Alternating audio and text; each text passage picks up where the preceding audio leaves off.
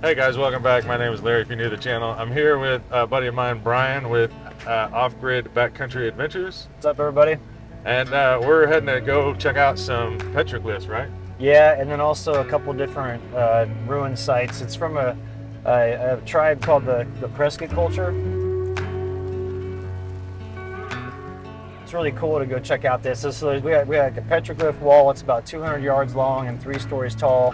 And then we've got 2 other pretty large ruins that we're going to go check out today. Mason, should we show them the surprise now? Or just build the anticipation just a little bit longer?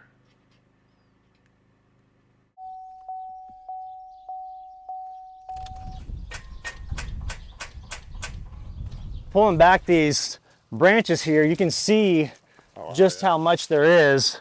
We got a pretty nice little spot, nice little views, surrounding mountains and whatnot. He even has a hot tub that's wood-fired. The eggs are looking a little weird because I cooked a little bit of bacon a minute ago. Okay, so this company, Luckeep, sent me this bike. They just wanted me to test it out, give my opinion on it.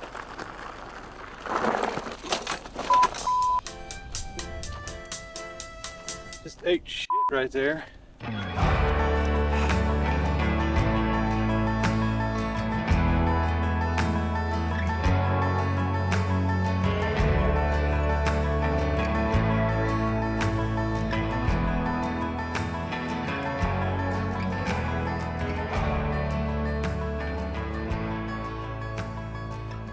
You see how there's lines that come down on both sides? I wonder if that interior part is like a story. You know what I mean? Because it's like, hey, this is kind of sectioned off. And then what's cool about it too is you come back up in here a little bit, and you start to see all the fingers and toes, and like the hands, like this little figurine right here, but then it has a massive hand on it. This means Saturn, or this means Venus right here. So the cross with an outline around it means Venus. That's the same one as the Aztecs. Because the Prescott culture had trade with the Aztecs. They have macaw feathers, they've got turquoise, all that stuff. And that was all trade with 2,000 miles away in Mesoamerica. But you know, if you're pulling back these branches here, you can see just how much there is.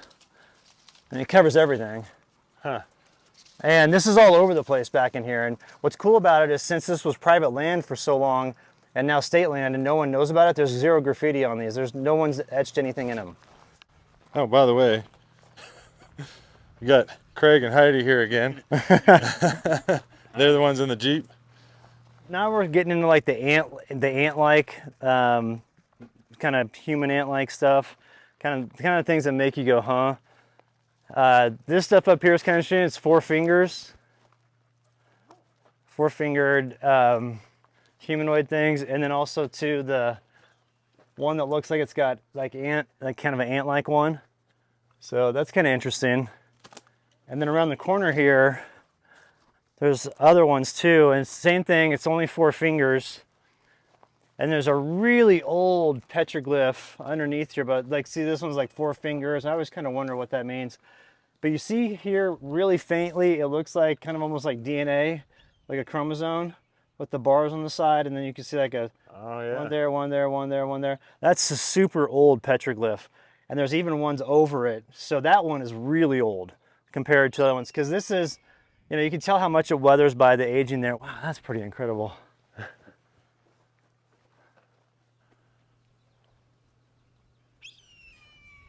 Dude. Anyways, you were saying? That's pretty cool. I'm mesmerized by that. Yeah, but anyway, so it's pretty old as far as compared to the other ones, because you know that over time they weather and fade. So you think about how long that one was on here before these ones were made, which is pretty cool.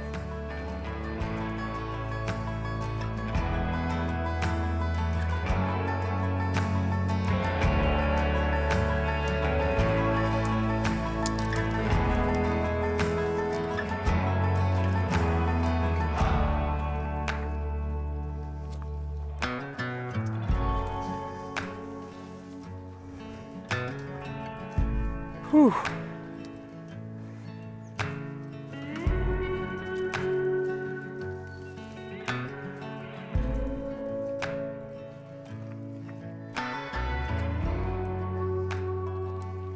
So you can kind of see them over there. Much bigger than the other place. And then right there, mm-hmm. there. And same with over here. Like once your eyes kind of adjust a little bit, and then you can kind of start to see them pretty good. So it's on all this all the way over to where those trees are over there. And there's some really neat ones that are around the corner.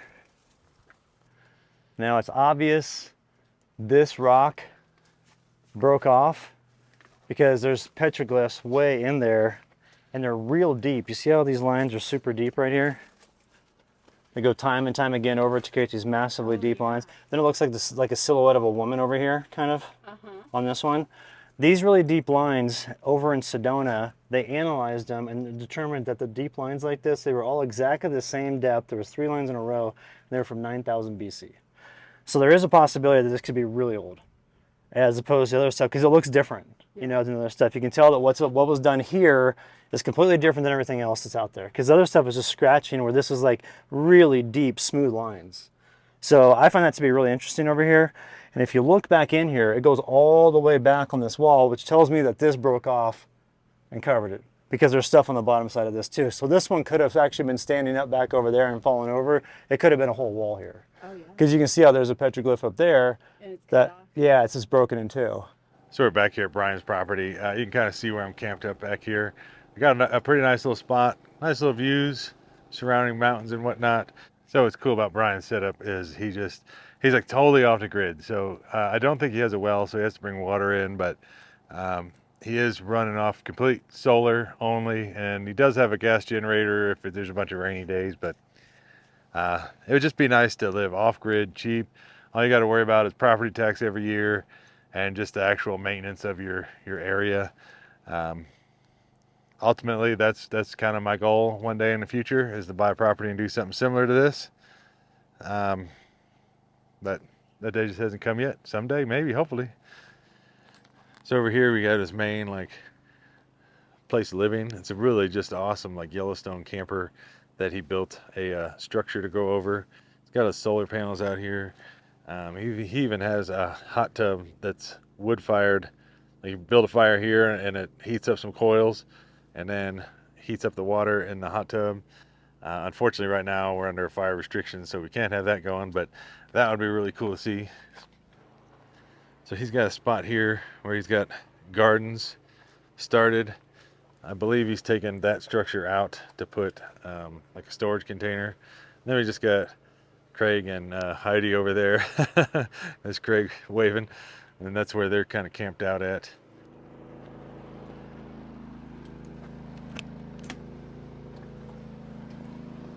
All right, so there's a surprise I want to show you. It's not the project. That's still not done. Mason, should we show him the surprise now?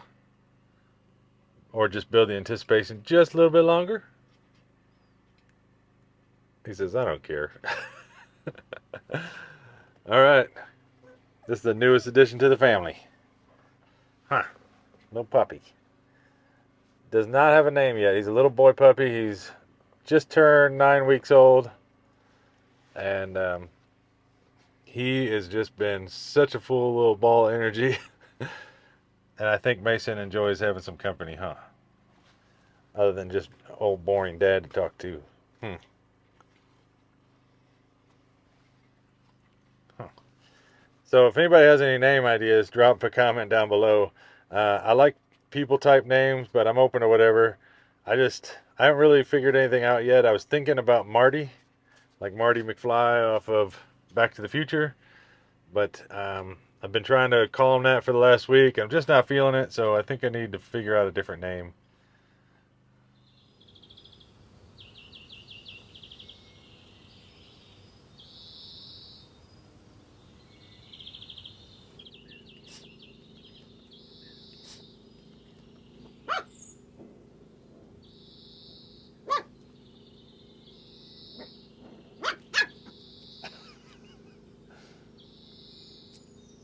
Has no clue how small he is, huh? Hey, buddy. Oh, she's kicking it. Come on. Oh, darn. She's totally snaked it. What's up, buddy? Didn't even What notice it, huh? Oh, what you got? Oh, what you got? Hey, what you got? Stop. What you got, buddy? What are you doing?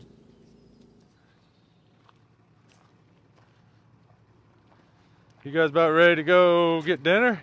Yes, sir. We're wrapping it up right now. Yeah, they're packing up. We're gonna go run into town. It's about 30 minutes away, and there's a uh, little pizza place there, little mom and pop's place. So I think we're gonna go grab pizza and a beer and cool off as we're entering into the evening hours. And then hopefully by the time we're done out of there, it'll be nice outside, and we'll come back here and have ourselves a little campfire or something.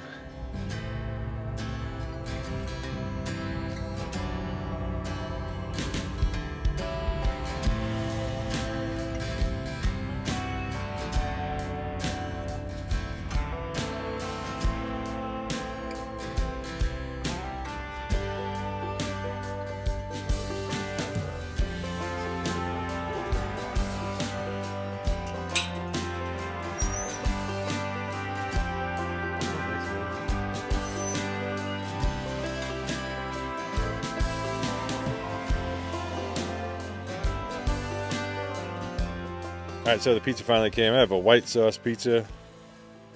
What do you eat? Same white sauce. White sauce. We got margarita. Margarita. Got the over margarita. here. On the white We sauce just had looks the like India. this.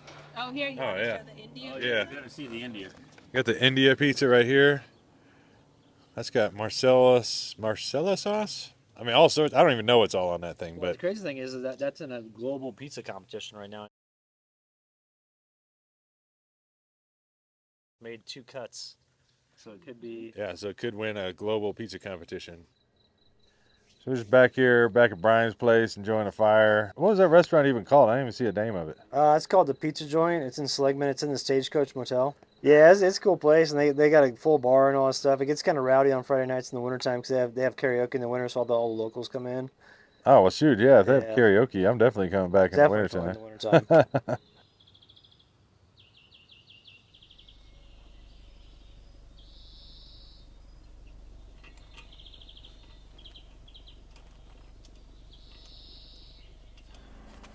Good morning. Morning, Mason boy. Morning, puppers. You guys sleep good? You wanna go outside? Yeah? Okay. Alright. Stay there. Stay. Don't jump off the bed.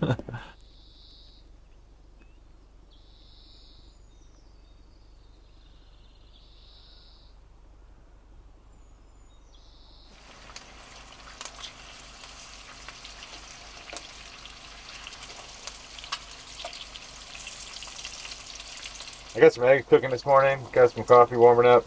The eggs are looking a little weird because I cooked a little bit of bacon a minute ago, and then I put a little bit of this homemade maple syrup on the bacon. And I guess that homemade maple syrup that's in the grease is staining the eggs brown. But that's okay. I guess it should still taste pretty good.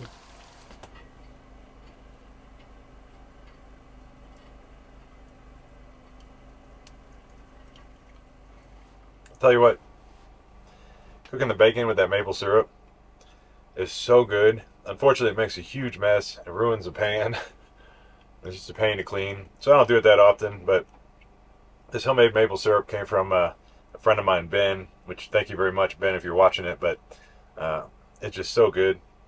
I don't eat a whole lot of pancakes, so for me, I just kind of throw it on bacon and eggs.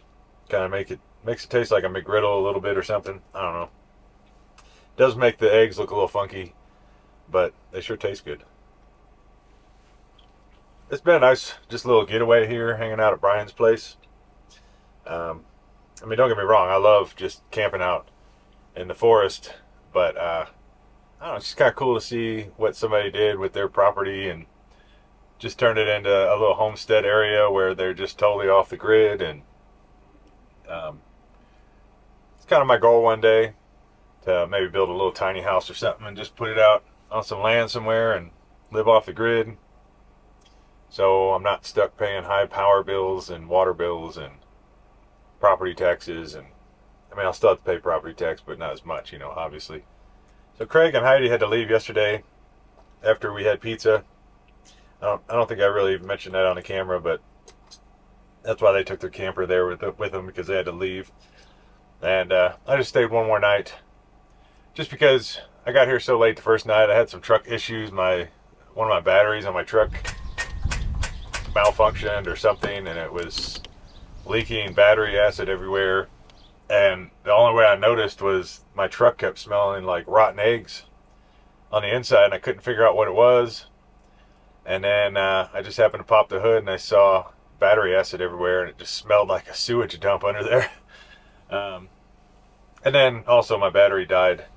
So after I finish eating here, we're going to go and talk to Brian real quick, and maybe he can show us a little bit of his property. He's done a lot of work, and I mean, I respect the guy. He's done it all by hand. No heavy machinery came in to clear anything out, and he's just trying to really look after the natural landscape and try to improve it instead of just cutting trees down and trying to, you know, open it up for nothing, no reason.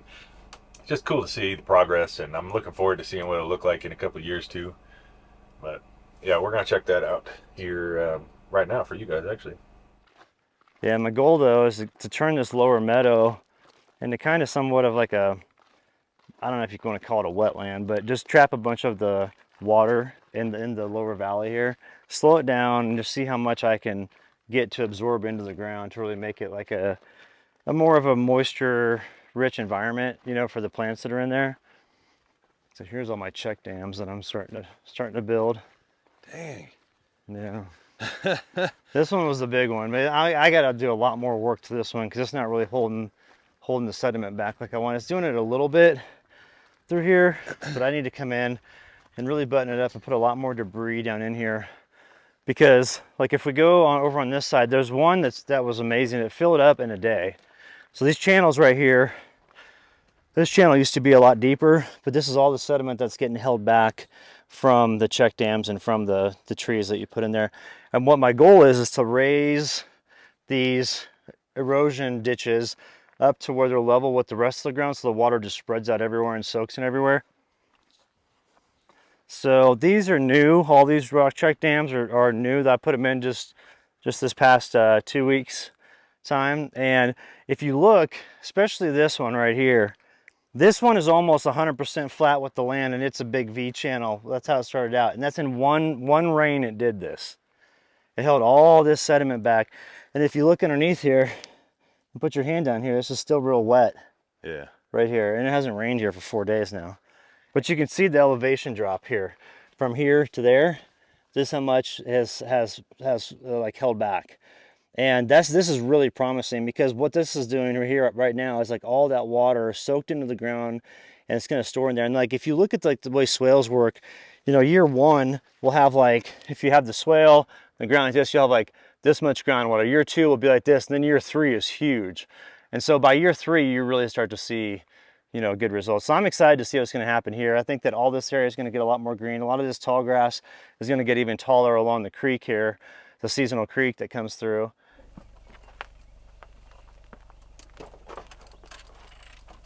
Good job, little guy.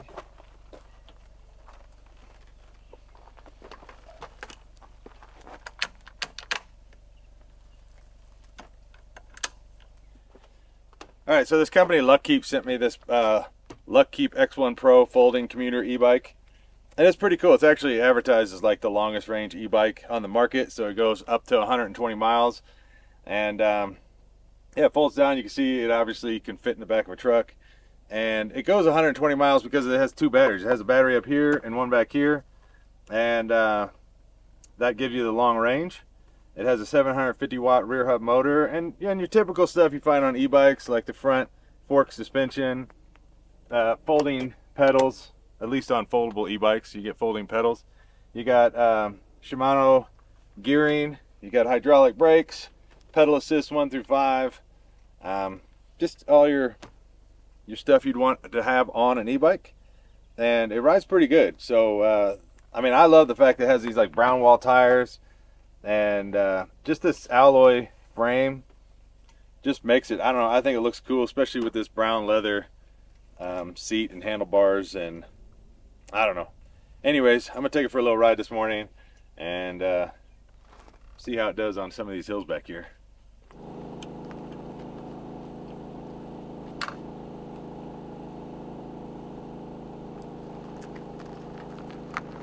So I've noticed with this bike, like the major flaw that I don't like about it is if I'm in pedal assist 1 and I'm pedaling, I can feel that I'm assisting the bike.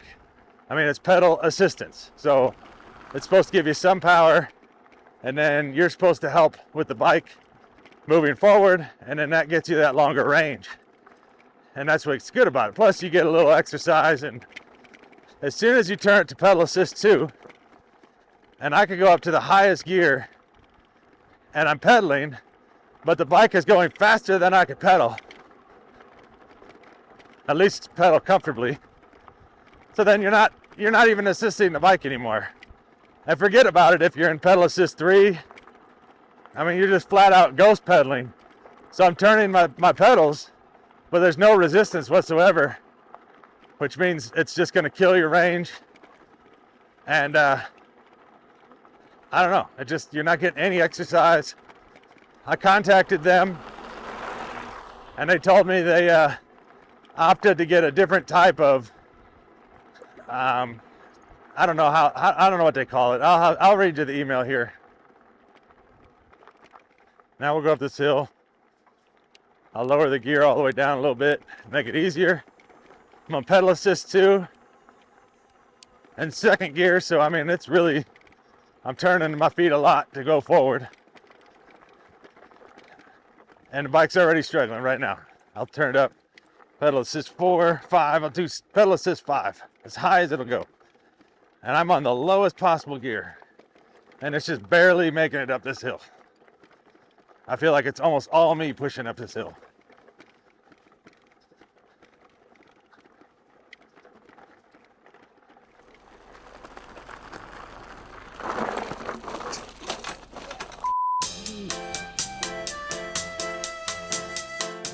Just ate shit right there.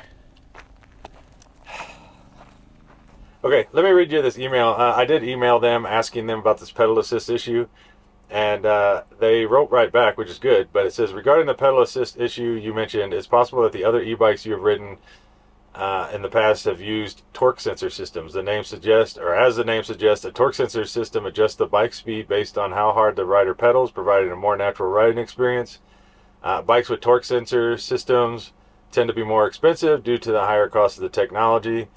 Because I did tell them I rode, like my other e-bike that I have, I'm not going to mention the brand or anything, just rides completely different, and I was just asking them why their bike rides the way it does. So they're basically saying the bike that I had tried out, or my other one, was probably more expensive and they had the better technology, but the bad part is it's actually like $200 cheaper than this bike.